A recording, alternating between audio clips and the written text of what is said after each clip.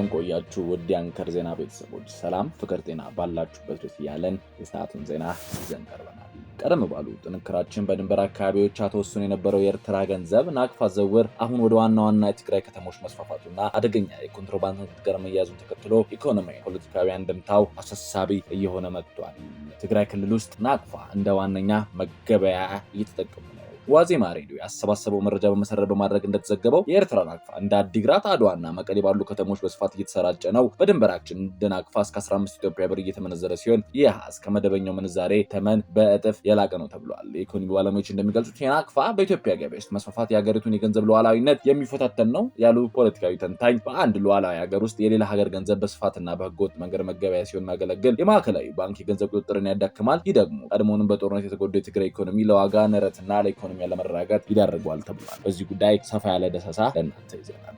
በጸጥታ አለመረጋጋት ሳቢያ ከአማራና ከትግራይ ክልሎች ተነስተው ለመሰደድ ድሬዳዋን እንደ መውጫ ለመጠቀም የሚሞክሩ ዜጋዎች ከቀን ቀን ቁጥራቸው እየጨመረ ነው። በከተማዋም በልመና ተሰማርተው የሚገኙ በጥናት መረጋገጡን የድሬዳዋ ከተማ ሴቶች ፌዴሬሽን ለቲክቫ ባጋራው መረጃ ገልጿል። የድሬዳዋ ከተማ ሴቶች ፌዴሬሽን ፕሬዝዳንት የኢትዮጵያ ሴቶች ፌዴሬሽን ምክትል እንደሆነው ድሬዳዋን እንደ ቦርደርና የሚሸጋገሩበት በሚያሳዝን ሁኔታ በልመና ሁሉ የተሰማሩ በተለይ በአማራና በትግራይ ክልል የመጡ አሉ። በጣም የሚበዙት ከአማራ ክልል የመጡ ናቸው ተብሏል። ሲመጡ ወደ ሌላ ሀገር ለመሻገር ነው የእነሱ ፍላጎት የሚሉት ኢፍቱ በቅርብ ስለ ጉዳዩ ጥናት እንደተደረገና ጥናቱ ለማድረግ ያነሳሳቸው አንዲት እናት አስፋልት ሲሻገር ሁለት ልጆቿ በመኪና ተገጭተው ሲሞቱባት ወደ ትውልድ ስፍራ ወስዳ እንድትቀበር በመጠየቋ የከተማ ተፈናቃዮች እንዳሉ በመገመት መሆኑን አስረድተዋል። የአደጋ እንደ እናት ያማልና ይህ ነገር ምንድነው ማድረግ ያለብን ብለው ባደረግነው ጥናት እዚህ ላይ ደርሰናል ሲሉ ተናግረዋል። ላንድ ፎር ላይፍ ኢትዮጵያ የተሰኘ ሀገር በቀል ተቋም የመሬት አስተዳደር ለማጠናከር የመሬት መብቶችን ማራገጥ በሚል መሪ ቃል ባዘጋጁ ውይይት ላይ ከተሞቻችን ገበሬዎች እያፈናቀሉ ድሃና ለማኝ እያደረጉ ነው ሲል ባጫ ከበደ ተናግረዋል። እንደ ሀገርም ወጥ የሆነ የመሬት አስተዳደር ያስፈልጋል ሲሉም አቶ ቱሉ ባሻም ተናግረዋል። በዚህ መድረክ ላይ የተሳተፉ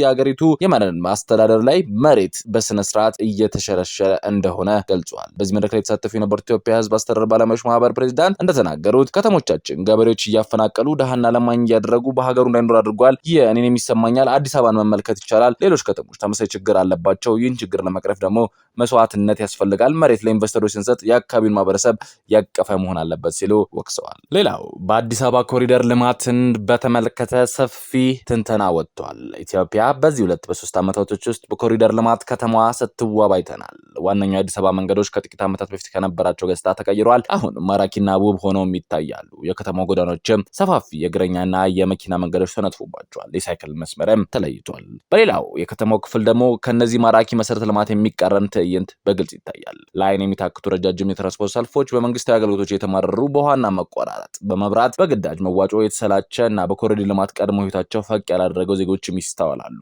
በሁለቱ ወገኖች መካከል ያለውን ሀሳብ ሰብሰብ አድርገን ለእናንተ በዚህ ጉዳይ ሰፊ ዘገባ ይዘናል። የተወደዳችሁ የአንከር ዜና ቤተሰቦች መረጃውን እየሰማችሁ አብራችሁን ስላላችሁ እናመሰግናለን። መረጃውን እየሰማችሁ ባላችሁበት ሁኔታም ላይክ፣ ሼር ማድረጋችሁ እንዳረሱ። ለቻናላችንም እንግዳ ከሆናችሁ ሰብስክራይብ አድርጋችሁ ከአንከር ዜና እንደተወዳጁ ጋብዘናል። አሁን በዝርዝር ወደ ያዝናቸው መረጃዎች እንገባለን።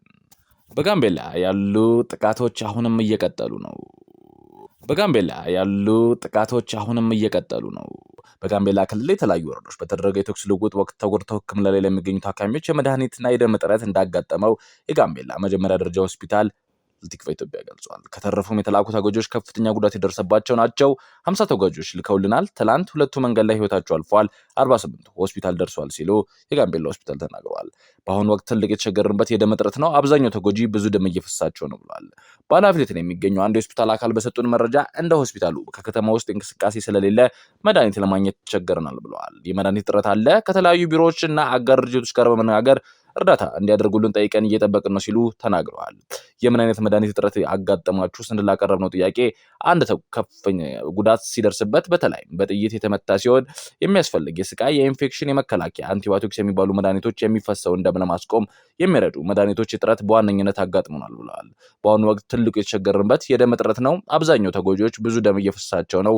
በክልሉ የደም ባንክ አቅርቦት አልነበረም። ስለዚህ በብሔራዊ ደም ባንክ የተወሰነ ደም እንዲልኩልን ጠይቀናል ሲሉ ቲክቫ ኢትዮጵያ ገልጿል።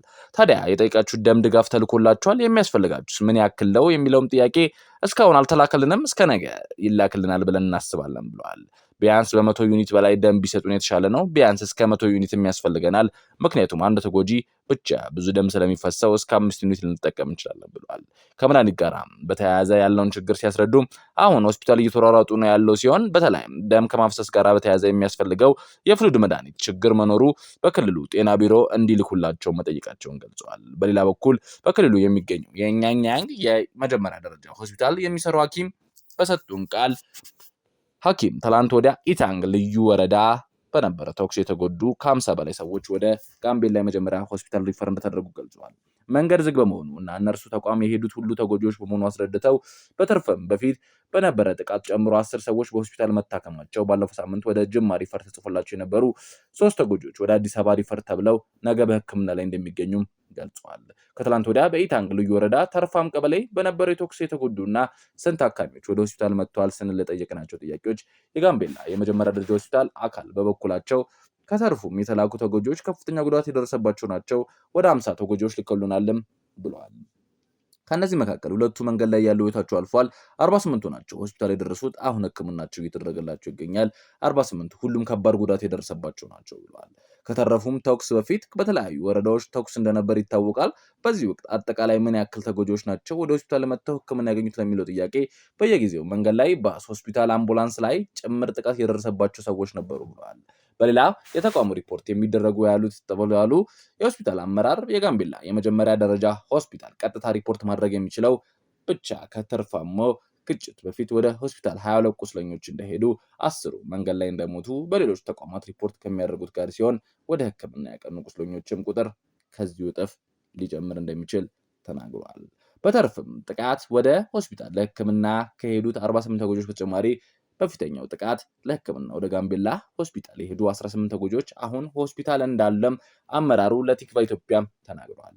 በመድኃኒት እጥረት ወይም የከፍተኛ ጉዳት ደርሰውባቸው ሆስፒታል ከደረሱ በኋላ ህይወታቸው ያለፈ ሰዎች አጋጥሟቸው እንደሆነ ስንጠይቃቸው አንድ ተጎጂ ሆስፒታል ከገቡ በኋላ ህይወታቸው አልፏል ብለው በተኩሱ የቆሰሉት ህጻናትና ሴቶች ጭምር መሆናቸውን በሆስፒታሉ 3 ሴቶችና 1 ህጻናት በሌሎች ተቋማት በርካታ እንዳሉ ገልጿል። በተዘጋው መንገድ መከፈት አለበት። እኛ መርጠን ተጎጆችን አብዛኞቹ ዘግይተው ነው የደረሱት። አንድ በሽታው ቁስል ካለበት ኢንፌክሽን ሳይፈጥርበት ነው መታከም ያለበት። ነገር ግን መንገድ መዘጋቱ ቁስለኞች አብዛኞቹ ኢንፌክሽን ከፈጠረባቸው በኋላ ነው የተላኩት ሲሉም ገልጸዋል። በጋምቤላ ሆስፒታል ያጋጠመው መድኃኒትና ከፍተኛ ገንዘብ እጥረት የተደረገ መሆኑን ተቋማችን ሊረዳ ችሏል። የድሬዳዋን እንደ ቦርደር ነው የሚሻገሩት። በሚያሳዝን ሁኔታ በልመና ሁኔታ የተሰማሩ በአማራ ክልልና ትግራይ ክልል የመጡ ሰዎች አሉ። በጣም የሚበዙት ከአማራ ክልላቸው ሲለው የድሬዳዋ ሴቶች ፌዴሬሽን ተናግረዋል። በጸጥታ ለመረጋጋት ሳቢያ ከአማራና ከትግራይ ክልል ተነስተው ለመሰደድ ድሬዳዋ እንደ መውጫ ለመጠቀም የሚሞክሩ ዜጎች በከፍተኛ ልመና ተሰማርተው እንደሚገኙ በጥናት መረጋገጡ ተነግረዋል። ቤቶችን ለ3 ለ4 እየተከራዩ የሚኖሩ አሉ። ባልተመቸ ሁኔታ ነው የሚኖሩ ያሉት የሚባል ነገር አለ። ከነዚህ እነርሱን ሸሽተው የሄዱት ለማግኘት ተሞክረው ኢንተርቪው ተደርገው አብዛኞቹ እዛው ከነበሩበት ትውልድ ቦታቸው ያለው የሰላም ሁኔታ ስላተረጋ ባንመለስ ነው የሚሻለው ብለው ውስጣቸው ጥሩ አልተሰማቸውም ሲል ሀተታው ገልጿል። የተወደዳችሁ ተመልካቾቻችን ለሰዓቱ ያዝናቸው ዜናዎችን ይመስላሉ። የዩቲዩብ ገጻችንን ሰብስክራይብ፣ ሼር፣ ላይክ በማድረግ አጋርነታችሁን አሳዩን። ሰናይ ጊዜ